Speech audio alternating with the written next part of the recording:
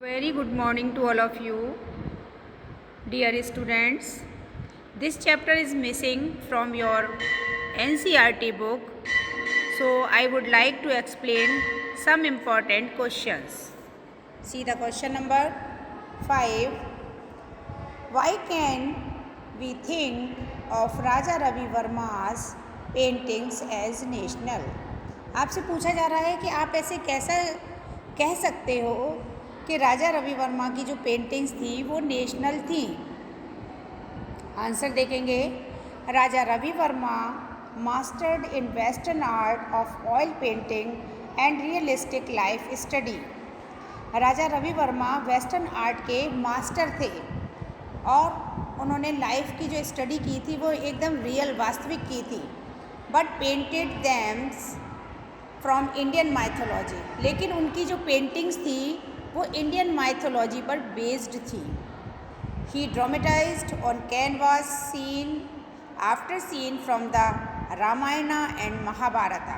यहाँ पर उन्होंने जो पिक्चराइजेशन किया है, जो पिक्चर बनाए हैं अपने कैनवास पर उतारा है, वो है रामायण और महाभारत के scene. From the 1880s, Ravi Verma's mythological paintings became the rage among Indian princes and art collectors.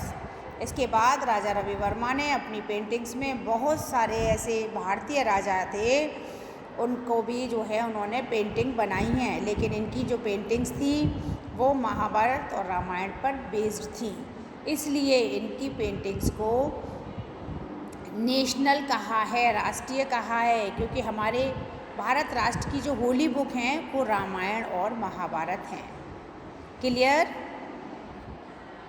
Next question, in what way did the British history paintings in India reflect the attitudes of imperial conquerors. यहाँ आपसे पूछा जा रहा है कि जो British history के समय में जो पेंटिंग्स बनी हुई थी उन पर जो विदेशी लोग हैं उनका एक प्रभाव देखने को मिलता है। The British history paintings sought to dramatize and recreate various episodes of British imperial history। देखिए, ब्रिटिश पीरियड में जो भी पेंटिंग्स बने हैं उन पेंटिंग्स पर ब्रिटिश इम्पीरियल की एक छाप देखने को मिलती है। These paintings celebrated the British power, their victories and their supremacy. यहाँ इन पेंटिंग्स में दिखाई दे रहा है कि ब्रिटिशर्स के पास कितनी पावर थी, कौन कौन से प्रांत उन्होंने जीत लिए थे, ये सब भी इसमें देखने को मिलता है। The imperial history paintings attempted to create a public memory of imperial triumphs victorious had to be remembered implanted in the memory of the people both in India and Britain. यहाँ पर जो ब्रिटिश विक्ट्रीज़ हैं उनके बारे में हमें जानकारी मिलती है और हम ये याद रखते हैं कि उस समय भारतीय जो थे और ब्रिटेन थे, इनकी मेमोरी को ध्यान में रखते हुए ही यहाँ पर जो भी पेंटिंग्स हैं इंडिया में वो बनाई गई थी। Only then could be British appear invincible and all powerful.